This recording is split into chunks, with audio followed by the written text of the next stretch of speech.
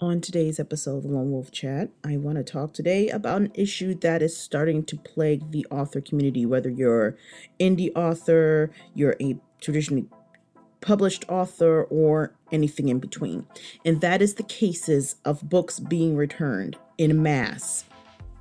So this has been going on for about a month and a half now. Now I was gonna have an episode for not April, March, but the problem is there's really nothing going on unless you count the Womblands and the Pimp Slap Heard Around the World. There was nothing really going on in the industry, but now there's this issue where a lot of readers, and I don't even know if they're real readers, that are in mass just returning books, which is damaging to a lot of authors, especially self-published authors. Now, you may not know this, but self-published authors ultimately are the ones taking care of everything themselves. They don't have a marketer. They don't have a big publishing company like Simon & Schuster able to help with the recoup of costs after spending thousands and thousands of dollars on an editor, the publisher themselves. Like, even though you might write the book yourself, when I mean publisher, I don't mean like Simon & Schuster. I mean a publisher like Amazon or Barnes & Noble's. Like, you published the book yourself. You made the covers yourself. You hired the editor yourself. You're doing the marketing yourself. So all that money and time you spent, and then you have a book. Let's say it is $4.99, $5.99. The most I've seen is like $14.99. I haven't seen a $19.99 book in a while, and those are usually books like textbooks. But let's say, for example, you get these books and you purchase them. Then all of a sudden, it's being returned. That's money coming out of your pocket because people only get certain revenues. Like, for example, some people only getting 25 cents on the dollar from publishing through Amazon, which that's a whole different story in itself. If you're going to sit here and buy books, I don't even want to get into why, you're only getting a certain percentage, mostly because Amazon's a bunch of scumbags, but I digress. But that causes so many other issues. So imagine you get these books and then you have to return them and you're losing money. And what's making the issue so bad is it's people doing it in mass, and it's ridiculous. Like, it's in mass. So you can see okay, someone didn't like the book. Okay, so I get 1 or 2 returns. But imagine getting over 20 returns. Then there goes your money. It's gone. And now you have to figure out how you're going to market this book. And then on top of that, let's go a little deeper. Imagine these same people take your book and they either take the book, find the file, copy it, paste it, and then, because there are converted files, there's ways to convert files now, and they post your book for free on the internet. So that's even more money out of your pocket. So you got so much thievery going on. It's like the industry itself doesn't have as much protection as need be, even though there are petitions out there for sites like Amazon do have a strict return policy.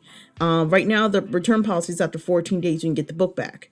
I mean, the money back for the book. I have a couple of books that I consider a DNF, which is did not finish. And I have never once asked for a return. I know that sounds really dumb, but I know that the author themselves have done so much work to getting that book published. Even if I didn't like it, there are other people out there who do like the book. So I don't think it's fair for me that after, let's say, and for me, it's also different because I will wait.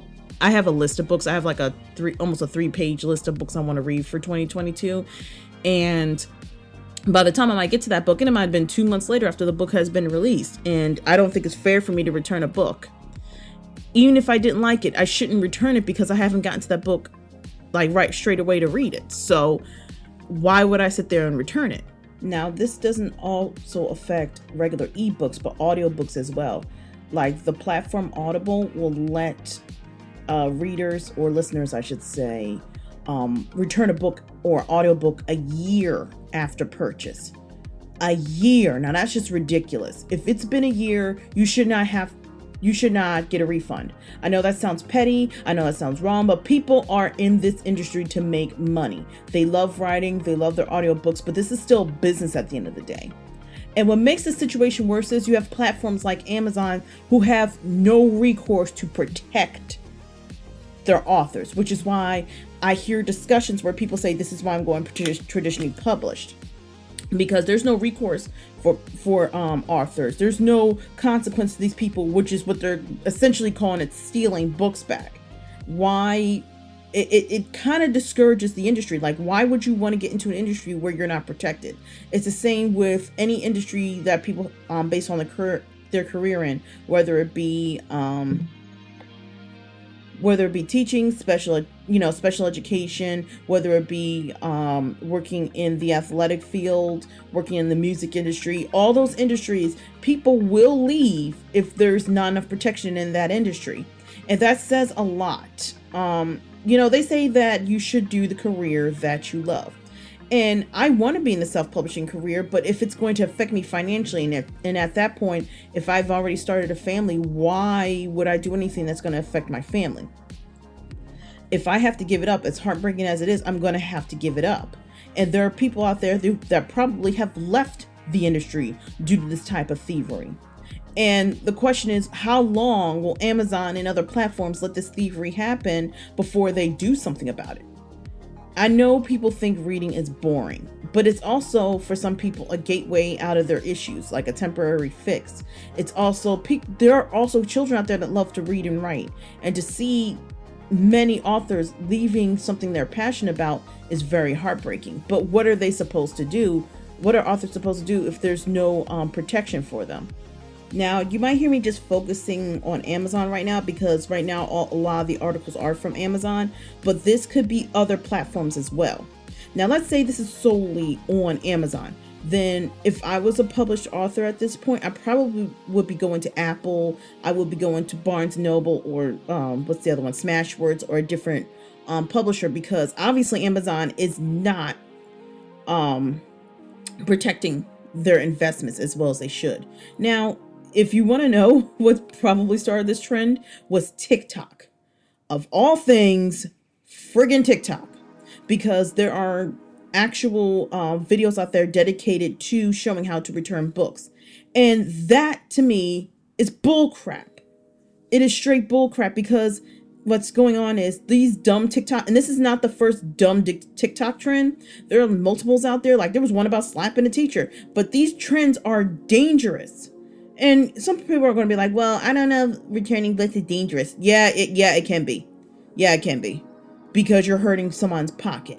You are hurting someone's food. You are literally taking food out of people's mouths because you want to follow a stupid trend. I don't know what it's going to take for a consequence of these stupid trends, but one, it was called the Society of Books in America, in the UK, said the return policy is a petition to change the return policy from 14 days to like 48 hours. And I'm for that. If you have not read that book in like 1 or 2 days, you should not be able to return it. I know it's extreme, but there's no recourse to this right now. Or like one person said, if you've read 10% of the book already and you want to return it, you should not be able to, because you've already kind of gone 2 or 3 chapters in. So in those 2 or 3 chapters, if you have not decided to return the book, then you don't get the return. Again, these are extreme solutions to the problem, but it's the only recourse some people have. Now, there are cases where, you might have accidentally purchased the book, like you clicked on the wrong one. And if you have like, what's that thing called? I think Amazon has like one click buy, then you might be stuck with that book and they want that money back. And I work customer service. I've been doing this for almost 10 years. Some people will call constantly and harass a company constantly until they feel like they've been wronged and they want that money back. In that particular case, yeah, just kind of give them the money so they go away. Well, actually, I want to kind of go no, but at the same time, if you know, like I know, some people will keep calling or keep messaging you until you get them what they want, because personally they feel wronged. And you might say it's ridiculous, but there's really no recourse when people feel like they're wrong. There's none, except saying, look, you ain't getting it. You can call as many times as you like, you ain't getting it. But that's not how customer service works. We work to keep you happy. So there you go. Now, when it comes to books, here's my other thing. There's also been the complaint that some books are too expensive. And in my personal opinion, if the book is expensive, that's what a library is for. And then they have ebook library subscriptions where you can just download a book or an audiobook, read it, and then after like I think it's like after like 2 or 3 weeks, you return the book. But guess what? It doesn't hurt anybody in that particular situation. Well, maybe I guess the writer, I still need to do some research on library books and how those books can affect the publishing industry. Now, the other thing about, going to library is, and this is what I've come across, much as I like a lot of books, certain genres are not in the library. Like, I understand why erotica is not in the library, because you're going to have some small little pissant decide to get the book, and then parents will complain. But at the same token, this is what the restriction section is for. Do you remember back, like, for my listeners out there, do you remember back in like the 90s where we used to be able to rent books from like Blockbuster, and I forgot the other books, the other stores, and there was a restriction section? Why don't we have restricted sections in libraries? Because not every person wants to read a YA fantasy. Even new adult has a hard time getting into those fields. Now, I will say I have heard many stories where the library is starting to become a dying fossil. But if they have sections, I think, that are restricted, and they only allow people over the age 18 to go in those certain sections, I bet you 9 times out of 10, a lot of those libraries would probably get more traffic coming towards them. And I know it sounds weird, but sex does sell. So that's one solution. Another solution is they need to, there's no advocacy, or I mean, the best industry right now is the library industry. If you cannot afford it, that's what libraries are for. Now, libraries maybe, I don't think they're dying. I just think people ignore the library and what it's offering. And a lot of libraries, depending on where you live, like where I live, libraries don't have a lot of up-to-date books, because they say people don't come to the library like that. And I can see why, because in my particular area, there's no appeal to go, except when you need to go to school or use the computer because you don't have a computer at home. That's a whole different urban can of worms that I don't want to get into, but that does happen. But I have seen manga and anime stuff just flying off the shelves, because that's what kids want to read. They don't want to read Cry the Beloved Country, even though I did read it in high school. People don't want to read stuff like that. People don't want to read Song of Solomon. I mean, maybe when they get older they do, but small children don't want to read that. But that's kind of what I'm saying about the industry. There should be some alternatives to this. Now, going back to that whole stealing book thing, you're a piece of garbage if you're sitting here stealing books. You're buying a book, and then like a day later, oh, I don't want the book no more. No, you can't just keep doing that. You are literally stealing from people. And the fact that TikTok is allowing people on their platform to show you how to return a book so easily that's becoming a trend is shameful to that platform. If you really want to see that type of behavior, if you want to see like how easy it is for people to get returns, or how people can do that type of thievery, go on TikTok and just put in book returns. It's under the hashtag BookTok selection. And to be fair, I get why they're doing it, because some people have gotten cheated, but you're literally telling people how to steal. You are literally teaching people how to steal from other people. And some people aren't even reading the books. They just want to see if they can get away with it, which is so dumb. It is like so dumb. And in my opinion, the other thing that needs to happen, because this is from my experience, again, working in customer service. If you have a whole bunch of accounts where people are just buying books en masse and then returning en masse, that needs to be red flagged. Because we do it all the time in my industry. If you are like taking out student loans on a massive basis, then all of a sudden, and making huge lump sum payments, and then you decide that you want all that money back, especially if it's over like $5,000, we're gonna flag it and make sure you're not trying to steal, because it happens so often in the industry. It's ridiculous. It makes people very upset, because they're like, wait a minute now, I paid all this money, I legit need that money back. And we have to go, well, we understand, but we have to make sure this is not a fraud case. And that's what Amazon and other retailers need to do. You need to put in for a flag for fraud, especially on the electronic level, because it's stealing. That's essentially what they're doing. That platform is literally teaching people how to steal, and it needs to stop. Anybody who's learning from that platform, those videos need to be taken down, because I know what they're trying to do. Some are trying to be helpful, but you're actually teaching people how to take money out of people's pockets unintentionally. And to me, if you're so dumb that you can't get on a website, look for the return policy and read the said return policy that's clearly on their website, that's like, it's up on the toolbar of the Amazon website, how to do a return, then something's off there. I don't like this trend of stealing money, because that's essentially what this is. This is thievery, and it's something going on in the writing industry that needs to be talked about. And this is not the only thing that's going down in the writers industry. With Simon and Schuster and all these other big platforms, women and female editors, or I should just say editors in general, because we don't know if they're female or if they identify as non-binary, so that's my fault. Editors are leaving that industry. People who've been there for almost 10 freaking years are leaving the industry in droves, and they're just hiring who they want to hire. So what's going on? What is going on in the writing industry where people are just like being undercut by the industry itself, the one that they were passionate about? I think this is part of the reason why there's so many small publishers, but even the small publishers can only go so far. You can't only publish but so far. Like, it's getting to the point where it makes me question, why are you in this? Why are we pushing into this industry in the first place? Because they're not supporting us. Like, what's going to happen one day when all the authors en masse, even the mega ones, the ones that make the most money, like, I don't want to say JK. I do not want to give that woman more credit than she has to, the transphobic nut job. Let's say James Patterson decides, I'm going to pull out of the industry. Brian Sanderson and so many other famous authors come out of the industry. You're left with indie publishers. What you going to do then when they leave? You don't know.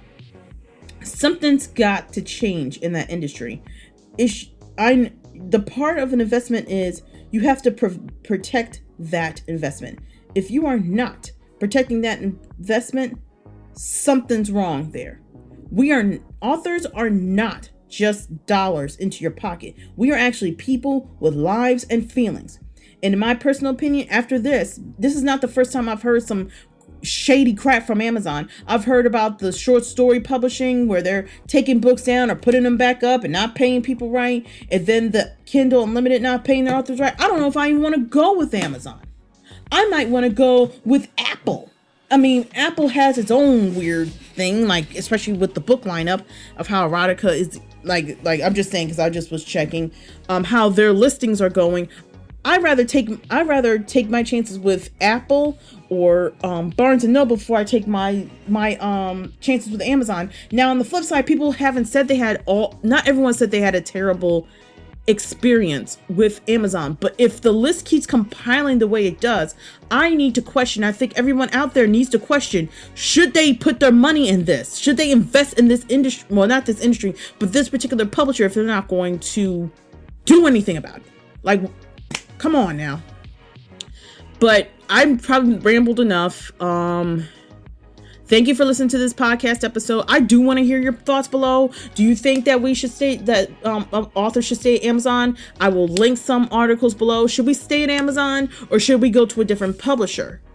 Just let me know. And if you want to hit me up, I have a Twitter page. It's at Elsie Clemens. I have a website. It sucks right now, but I'm trying to work on it. It's lonewolfchat.com.